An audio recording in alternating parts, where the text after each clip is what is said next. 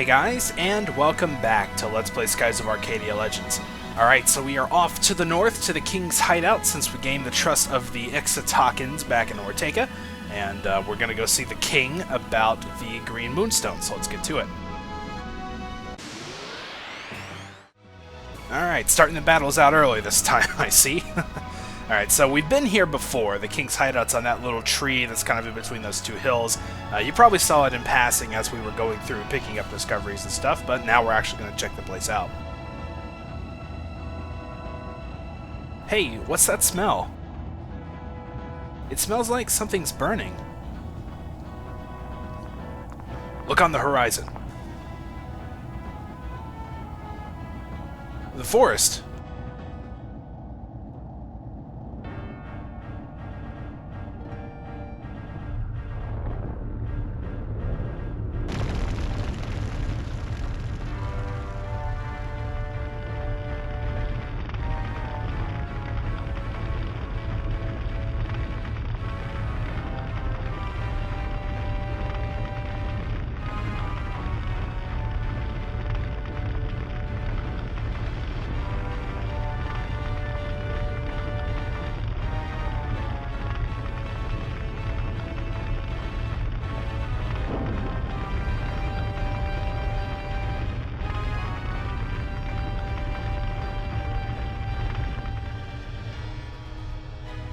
Burn, burn, burn! Witness the awesome power of my flame cannon. The thicker the forest, the more it burns. After I burn down the forest, I will be able to find the lost city of Rixus, and the moon crystal will be mine. Lord DeLoco, there's a ship approaching from the aft. It matches the description of those air pirates. Vice is here. He's the kid that escaped from the Grand Fortress and defeated Beleza. Perfect, perfect! He's just in time to feel the heat from my flame cannon. I wonder how Vice likes his food. Medium? Or perhaps well done? I hope he doesn't die too fast. The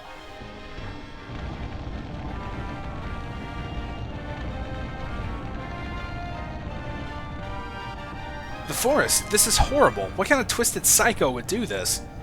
Whoever it is, he'll have to deal with me. If we get hit by that blast of fire, we're done for. We'll have to dodge the flames and counterattack.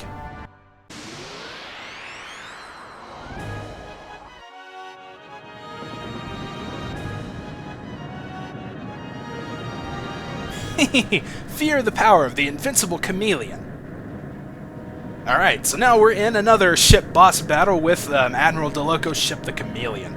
Now, this battle, as far as the flamethrower and all that's concerned, it's really actually not that tough. I consider this to be one of the easier battles we've faced so far. We've also got a new weapon we can try out, our shock torpedo, so we should probably make sure we get that out at some point. But again, it's a good idea to probably save up a little bit of spirit just to make sure we can use the harpoon cannon whenever we do get a chance. So I say let's go with the shock torpedo here. We'll make it focus on that C turn there. We'll have Aka focus, we'll have Fina focus, and we'll have Drachma go ahead and use our regular cannon on that turn. So let's see what we can do with this torpedo. Now the thing with the torpedo is that they kind of tend to miss a lot. Especially, I'm pretty sure the shock torpedo is probably one of the less accurate ones. Kind of at the expense of a little more power, I suppose. But so they do actually have a pretty decent chance of missing. So it can be, you know, a little bit chancy if you want to use it, but usually it's okay, and if it does hit, it actually does quite a bit of damage, so if we can concentrate fire on that turn, that'd be really cool, actually. So it doesn't look like DeLoco is really doing a lot to us here. It's pretty much awaiting orders and focusing, so I guess on the first turn it's just kind of hanging out, you know, kind of like we're doing a little bit, but it might fire a sudden cannon at us next turn or something.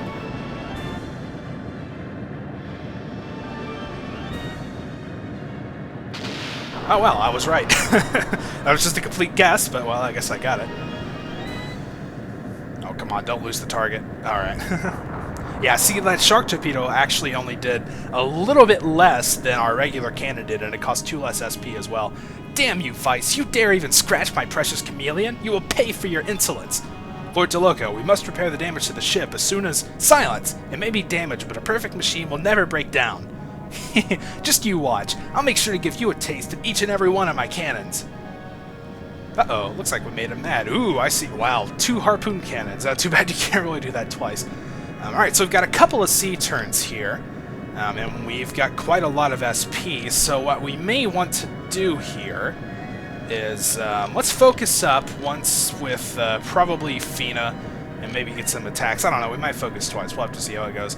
I'm going to use the cannon here just so I can get some attacks on both turns. If you have 2 in a row like that, it's probably a good idea to just use the sub-cannon. But we need to make sure, we might guard on this last turn, just, you know, to make sure we're safe, because I don't want to have to, like, heal on the same turn we use the harpoon cannon. That'd be kind of a waste. So, yeah, regular cannon with Drachma. Alright, and we're saving up a lot of SP here, which is really good. It's always good, especially early on when you don't really need to heal, to sort of focus up as much as you can to make sure you've got your options open later on. Alright, so he sent out some torpedoes of his own. Not sure exactly when they're going to strike, hitting us with that sub-cannon. Looks like he got a little extra damage in that time. He must have had a slight advantage over us there. Ah, and it missed. Well, maybe if you weren't, like, swerving around so much, you'd be able to hit him more. Alright, yeah, so the sub-cannon was a little bit of a bust just because it missed on the first turn, but that's alright. Alright, and we were able to avoid that shot. He's probably going to take a pretty big attack here, which is a good reason we're guarding. Torpedo and sub-cannon, and he took evasive action, I think, so... But yeah, thanks to our evasive action there, we were able to avoid quite a lot of damage, so... we're still more than fine. It's time for the main event. You better watch out, Vice. Don't get too close or you'll get burnt. Uh-oh. I think he's readying that thing. Alright, so yeah, as you can see, we've got a red turn there. There was actually... I'm not entirely sure what the requirements were, because you kind of saw it flipping back and forth, like we had 2 choices. I actually don't really know why I got the worst of the 2. But that's okay. And we've got quite a lot of health left. It might not be a bad idea. Let's go ahead and... actually, we're probably going to use that with Drachma. And we'll guard on this turn, because that's obviously the turn he's going to use the flame cannon. Now with Aka, I'm going to go ahead and increment us. Remember, that'll raise our stats, so we definitely want to do that before we get off our big attack, and before we get hit by a big attack. Let's also go ahead and heal up. We got plenty of deluxe kits, so just to make sure we're fine, then of course Drachma's going to use the harpoon cannon. Now, let's see just how much this thing does, especially since we've been incremented. It'll probably do quite a lot. I don't think it'll be quite enough to actually take him down, but it will take him most of the way down. I mean, I'm telling you, that harpoon cannon is like the biggest trump card ever, you know?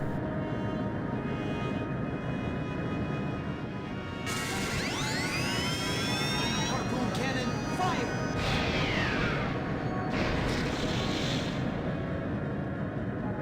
Oh, man, that was actually really close to taking him down. Maybe if I had used, like, a torpedo instead of a sub-cannon, that second attacking turn, that might have actually done it, but... well, either way, we'll get to see his flamethrower, so, you know, it's probably worth it. And, again, the deluxe kit was probably a little overkill, but, well, we've got plenty, so it's no big deal. Just make sure we're in top shape for this.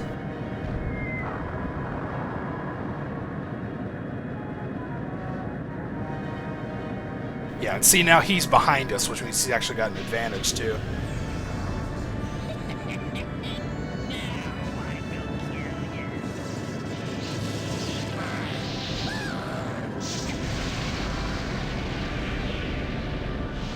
So there's the flamethrower. It does crap damage. Drachma really overestimated it before. That's probably another reason why this is one of the easier ship battles. I mean, we didn't really even need to heal. We would have been just fine, but... either way, he's only got a little bit of health left, so... How do you like that, Vice? That's what you get for scratching my ship. Damn, I didn't think that flying piece of junk could do that much damage. Listen, boy, focus our cannon fire on the turn right before he attacks. It'll knock him off balance. His ship is relatively small. If we can knock him off balance, he might not be able to use that cannon. Oh, well, I guess that might have been a little hint of what we were supposed to do before. I actually don't know that I've ever seen that. I think I usually take him down before the flamethrower. Alright, so he's just about gone. We're anchored up, so let's get the sub-cannon going. Let's, actually, you know what? Regular cannon fire. Let's see, actually, the torpedo on this turn there. sub-cannon through there, I guess. I don't know. I'm pretty much... Oh, we don't have enough for that. Okay, well, in that case... Let's go back. Let's see. I honestly am not quite sure what to do here. Alright, so let's see. We'll focus on that turn if we can get there and cannon with that. So we should take him down with, as long as at least one of those cannons hit, we'll probably be good. Oh man, he's so close.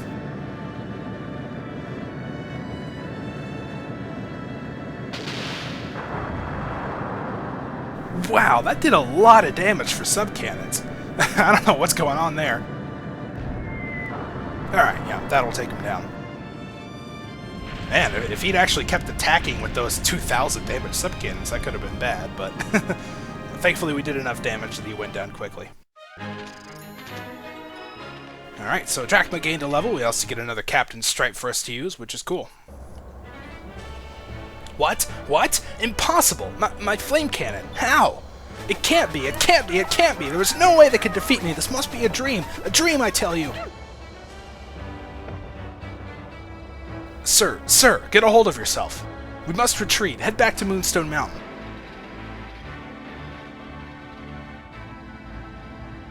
Alright, we got them on the run.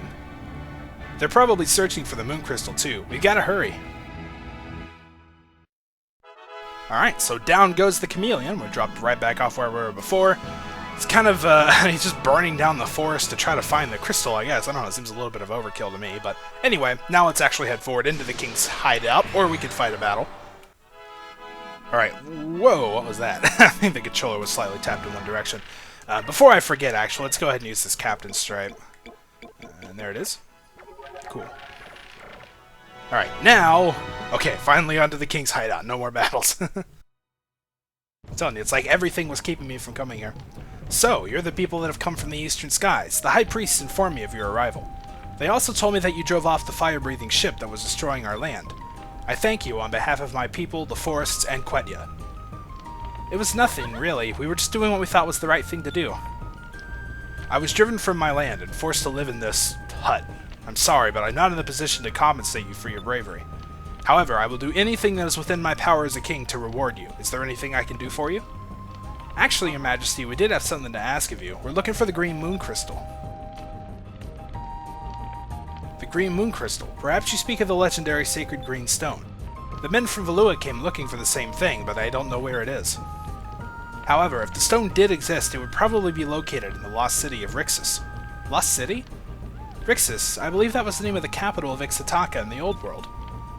You are correct, and it is said that the buildings, even the streets, were made of pure gold. Gold? Let's go, let's go, let's go! Let's find Rixus right now! Calm down, Aka, you're embarrassing me. So, do you know where Rixus is located? I'm afraid not. It's been hidden for generations. Our people call it the City of Mists. It may not even exist anymore. One of my high priests knows a great deal about the old world. His name is Isapa. If anyone would know, it would be him. I see. Would it be alright for us to meet Isapa? Isapa is not here. The Valuans took him to Sacred Mountain. In the mountain is a mine that contains what you call moonstones. So, the Valuans kidnapped one of your high priests and is being held prisoner in Moonstone Mountain. Vice, what should we do? Let's break into the Moonstone mines. We could try to save Isapa. It appears to be our only option. Breaking into a Valuan stronghold isn't going to be easy.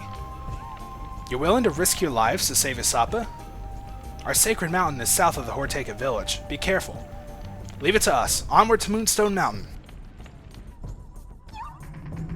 Alright, and of course we get a little bit more of a runaround. Let's take care of this. There's a cham over here in the pod just to make Q will shut up. So yeah, we're kind of getting a little bit of a runaround here. Unfortunately, the king doesn't really know a lot.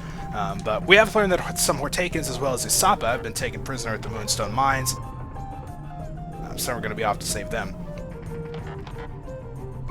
Our kingdom has been destroyed. Even the king is forced to live in conditions not fit for beasts, and as old as I am, I can do nothing. As old as you are? Okay. The Valuans have made Moonstone Mountain to their headquarters. Moonstone Mountain is south of Horteka. If you plan on going, be careful. Yep, will do. And of course, get to hear a little bit more of this music again. That always helps. Alright, so that's our next destination. We've learned that the crystal might be in the lost city of Rixus. Unfortunately, nobody knows how the heck to get there, so we're going to have to break out some people from the Valuan mine camp pretty much in order to actually find out some more about it. So that's going to be our next destination. Alright, so we can skip on past Ortega here. Moonstone Mountain can actually be a little bit tough to find if you're not really sure, because it's kind of out of the way. Like, you got to go really far back. We've got this island over here. Remember, that's where the Ixones village is. Now, if we continue pretty much south from there, you will eventually come to another island that kind of looks like it's out of the way. You can see there's some equipment up top, which is where we need to be heading. So yeah, it's kind of just on this little island off to the side by itself. So if you actually don't know where it is, it can take a little bit of time to find. I'm pretty sure it did my first time through as well. Alright, so here we are on the side of Moonstone Mountain, and we're all ready to break in, but I think we're going to save that for next time. So yep, that's what we're going to do. Until then, thank you guys for watching, and I'll see you next time.